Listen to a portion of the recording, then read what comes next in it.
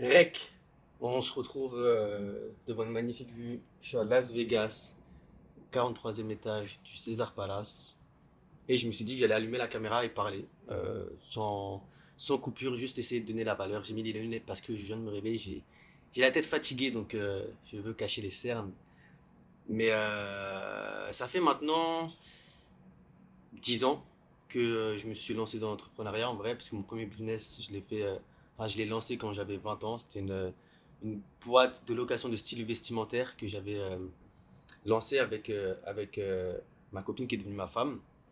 Et en vrai de vrai, si je prends du recul, je suis super content de m'être lancé jeune dans l'entrepreneuriat et d'avoir testé des idées de business tôt.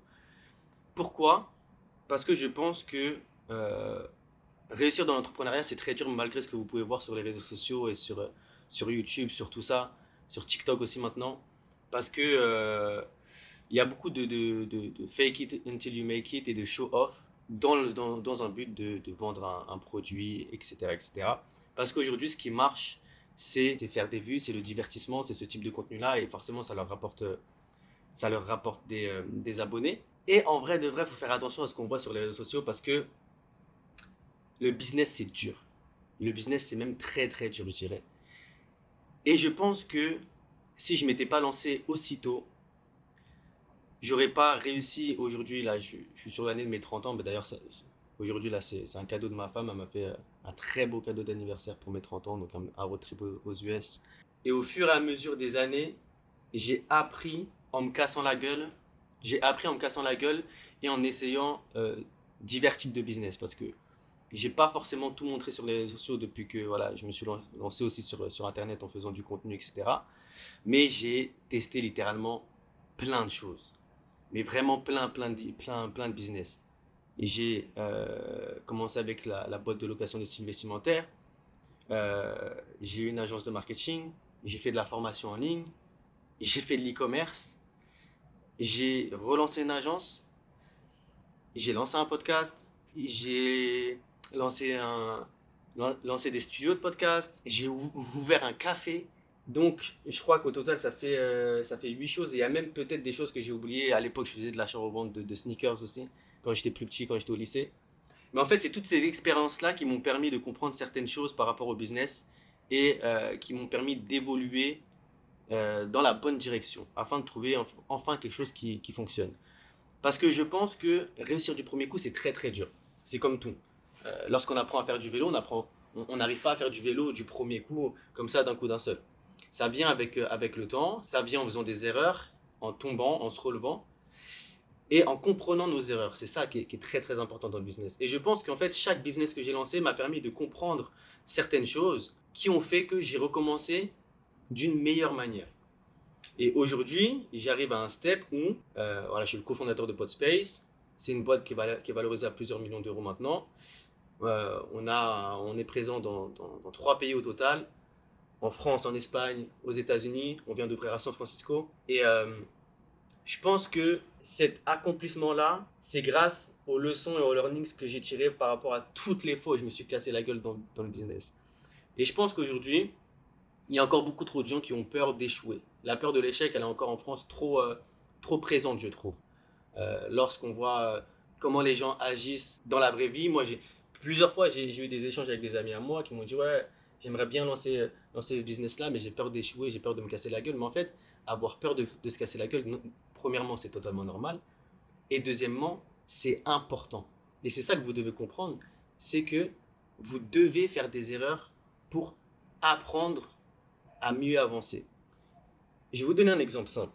Là, en ce moment, on essaye de travailler sur un process qui pourrait permettre à tous de créer du contenu encore plus facilement à travers les studios Podspace. Donc, on aimerait automatiser toute la production de contenu. C'est une chose, ça fait maintenant peut-être 6 mois qu'on travaille dessus. Et c'est beaucoup de R&D, donc de recherche et de développement. Donc, on essaie des choses, ça marche pas, on recommence. Et le truc, c'est que, en vrai, j'aurais même aimé commencer à faire ces recherches-là plus tôt. Parce qu'on a essayé 20 000 trucs pour enfin réussir à trouver aujourd'hui un système qui fonctionne à peu près, et encore on n'est pas sur un produit fini. Donc Oui, lors de ce process-là, on a fait beaucoup d'erreurs, mais on était conscient qu'il fallait faire ces erreurs pour apprendre et réussir à avoir quelque chose qui fonctionne. Et c'est dans cette logique-là que vous devez être lorsque vous entreprenez. Et même moi, aujourd'hui, bon voilà, j'ai 30 ans. Pour certaines personnes, c'est avoir une boîte qui fonctionne très bien à 30 ans, c'est un super accomplissement. Pour d'autres, ça ne l'est pas. Il y a des gens à 30 ans, ils ont déjà revendu X boîtes. Euh, pour moi, c'est juste, je pense, mon timing, parce que je pense que chacun a son timing. Il ne faut pas être pressé par quelque chose. Il ne faut pas se comparer aux gens. C'est très important, ça aussi. Parce qu'avec les réseaux sociaux, on a la comparaison facile, je trouve. On voit beaucoup de jeunes youtubeurs ou de jeunes entrepreneurs qui réussissent, mais l'envers du décor, voilà, on n'a pas beaucoup d'informations sur ça. Donc, restez focus sur votre chemin, ne vous comparez pas. Un jour, je me souviens, j'ai eu un appel avec un gars lorsque j'avais ma formation de marketing digital qui m'a dit waouh, c'est incroyable ce que tu fais. À l'époque, je crois que j'avais 26 ou 25 ans, je sais plus. Moi, j'ai 40 ans et j'ai toujours pas de liberté financière, je suis toujours dans mon CDI, etc. Et cetera. Et il se comparait à moi en fait. Mais je lui dis, mais chacun son timing. C'est pas parce que tu as 40 ans que dans 5 ans, ça se trouve, tu ne lanceras pas une boîte qui sera valorisée à X millions d'euros et tu auras une valeur nette, toi, et de X millions aussi, beaucoup plus grosse que la mienne à l'instant T. Donc, ça veut tout et rien dire. Le business, ça peut aller extrêmement vite. Parfois, ça prend du temps. Comme juste avant, voilà, on parlait de l'apprentissage, des échecs, etc.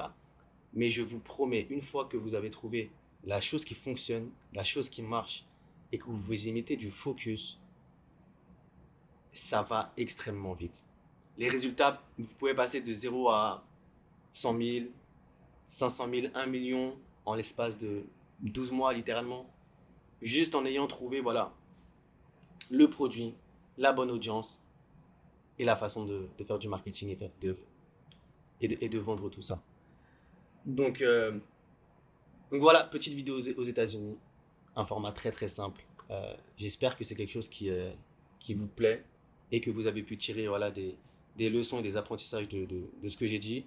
C'est mon parcours, c'est mes réflexions. Je pense que ces réflexions peuvent être profitables à plusieurs personnes euh, parce que parce qu'aujourd'hui il y a des gens qui sont beaucoup plus loin que moi dans le business, mais il y a des gens qui sont aussi qui démarrent et qui sont à un stade moins élevé. Et moi, j'aurais aimé avoir quelqu'un qui me parle comme ça de son expérience dans le business et de où il en est et des apprentissages qu'il en a tirés. Donc, euh, donc voilà, ça va être une vidéo où je ne vais même pas faire de miniature, je crois que je vais poster ça comme ça.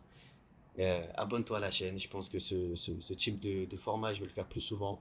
Ça me permet aussi de me poser et de vous partager tout ce que j'ai sur le cœur, tout ce que j'ai dans la tête, toutes les réflexions, tous les problèmes auxquels je fais face. Parce que croyez-moi, des problèmes. En vrai, quand tu es entrepreneur, tu passes ta vie à solutionner des problèmes.